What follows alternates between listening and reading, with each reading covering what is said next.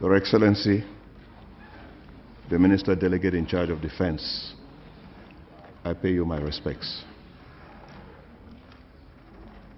Right Honorable Speaker, if I take the floor, it is not the first time, and on many of these occasions we have been to draw attention to what we've referred to as the problems of the Northwest and Southwest, but today particularly as concerns the Ministry of Defense. The original question I sent to you, sir, had 4 points on it. The question concerned the prisoners that were arrested in the Northwest and Southwest, their numbers, the treatment that were given them, and where they were being held. It concerned the soldiers that were sent to the Northwest and Southwest, not only as at the time when we were expecting that there would have been policing officers, we got military officers. That's the question that was sent to you about a state of occupation, an army of occupation. That was the second point. The third point was about the punishment that would have been meted out to the soldiers who didn't follow your instructions. And the third was the general violence and the climate of violence that was developing in the Northwest and Southwest as a result of the increased military presence and the use of live bullets and so. That was 9 months ago, sir. And with your permission, I would like to bring you up to date because the situation has evolved significantly. And I would count on you, on your indulgence, to bring the House up to date too on these issues because they are current, they are happening today as opposed to what happened 9 months ago. The first situation, sir, is that as of today we're talking, you yourself, you gave us the figure of 84 soldiers that had died as of end of May. We are certain that there are more today. It's a disaster for our own soldiers to be dying in the process of killing their own brothers. As we were losing soldiers, our own estimate is that we have lost more than 2,000 civilians in the process. There's an estimate of about 170 villages that have been wiped out from the face of the globe, in what you call in French, rien ne bouge. It's a scorched earth policy. We have 120,000 refugees. We have counted about 9 camps in Nigeria where they're located. We don't know what your own figures are. And more than 200,000 internally displaced people. Most of us in our houses in Yaoundé, in Douala, Bafoussam, we have received overwhelming numbers of compatriots who are running away from a war zone. What you're seeing, sir, is a genocide that is taking place. At the same time, there are curfews that are being put in. Citizens are being arrested for no reason outside the curfew, and they have to pay significant sums of money, up to 250,000, to the army before they can be released. That, you will tell us more about it. That's in the form of ransoms and everything. We are now entering certain domains because in times of war, you don't know what is fact and what is fiction anymore. The kind of information we are getting, which can only be authenticated from your high officer, is that the French soldiers are already in the Northwest. We saw pictures of some of them. They were coming with dogs to fight. That missiles are being used, surface-to-surface missiles, with a range of anything between 1.5 kilometers to 15 kilometers. A pregnant woman was dead, was shot by one of those missiles. We are told that helicopter gunships are being used, and you know the indiscriminate nature of the killing that can take place when you use a helicopter gunship, just as it happens when you use a missile. We are told that the drones that the Americans gave to be used to fight the Boko Haram are being used for their heat-seeking searches of people that are being used in the northwest and southwest. Again, it's the domain where I would like you to clarify the public opinion.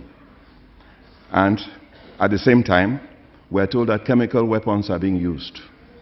These are all elements of genocide, the numbers and the tactics of warfare. You are in front of the people's representatives, and it is time you tell us what is actually happening. I don't want to go into the economy because it's not in your domain, but as you know, the economy has gone to the dogs. I mean, the northwest and southwest have essentially come to a stop. The domain, one domain which is bothersome, is the domain of health. Because what is happening is that the army has moved into the hospitals and has started threatening the doctors. Any doctor who treats anybody from the war front is the subject of a threat by the army. And the doctors and nurses now are refusing to treat the people. I give you the case of last night in Batibo, where the pharmacy was broken into and 38 million worth of vaccines were destroyed. And right now, people themselves going to the hospital, citizens going to hospitals, they don't have access to the care because the doctors and nurses are afraid of their lives. They are under threat from the army. Sir, this is roughly a sketch of what's going on. I am addressing myself to the Minister of Defense, Minister Delegate of Defense, and the information I have is to the effect that you are one of our finest products from ENAM, therefore one of our finest brains. And in the course of the reflections that we're going to have, one of the reflections we're going to have, sir, is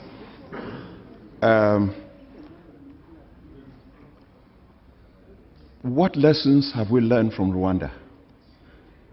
Because after Rwanda, the world said, never again. And here we are now, phenomenon repeating itself. Never again. As I'm talking to you right now, people who were involved are still being arrested to be tried. Again, within the same framework of reflections, what have we learned from Nuremberg, the trials of Nuremberg, about the responsibilities in wartime? The lessons are clear. We have a responsibility to a civilian population, just as we have responsibilities to military, to combatant personnel.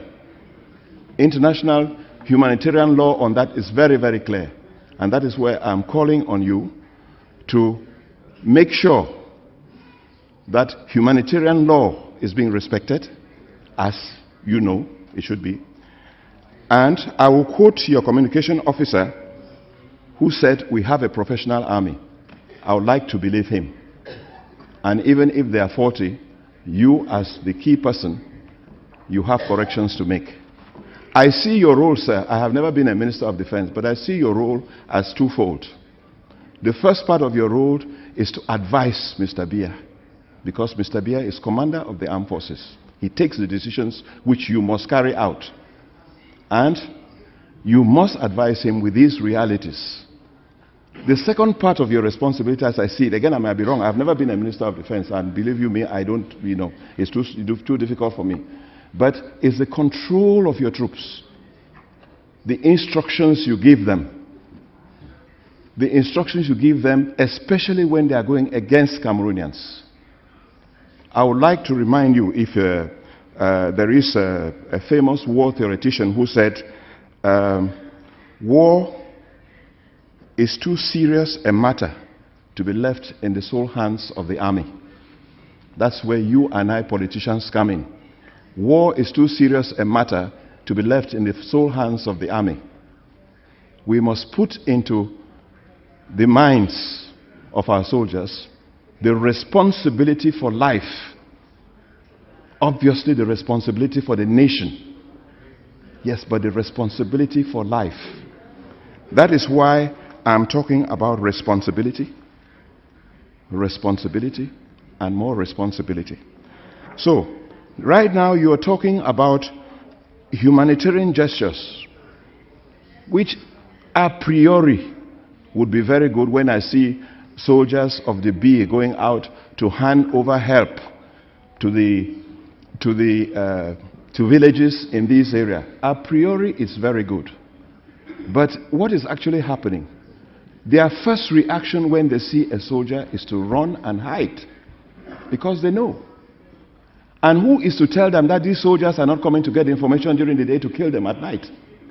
So our first responsibility before we begin any humanitarian gesture is a ceasefire. A ceasefire. I would insist that it be a bilateral ceasefire. Work on getting a ceasefire so that the humanitarian gestures can get into place. While you're doing that, sir, and it's something that is not being done now, we must cultivate the language of peace. You must cultivate the language of peace. Once you begin to refer to some persons as dogs or goats or as secessionists or terrorists, I think they will listen better if you say, my dear brother, let's meet on the table tomorrow to talk. Let me remind you again that it is not a sign of weakness to talk to your brother. Far from it, it's a sign of strength.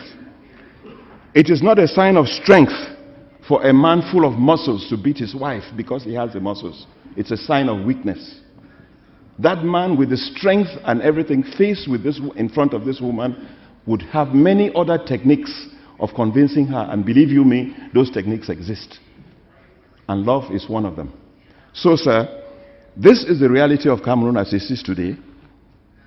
As I said, I may be wrong, and you have the responsibility of passing the message to your troops. Mr. Biya must begin to talk. He must talk to his brothers. There must be an atmosphere of peace accompanied by a language of peace. If you don't mind, I'll remind you that the last time you were in front of this assembly, there were some rather bellicose words you used. I would pray you, sir, to begin the language of peace. And that said, I would hope that we get to the table very soon so that we can keep Cameroon one where our brothers will not be killing each other. I thank you, Mr. Minister of Defense. I thank you, Right Honorable Speaker, for giving me the floor.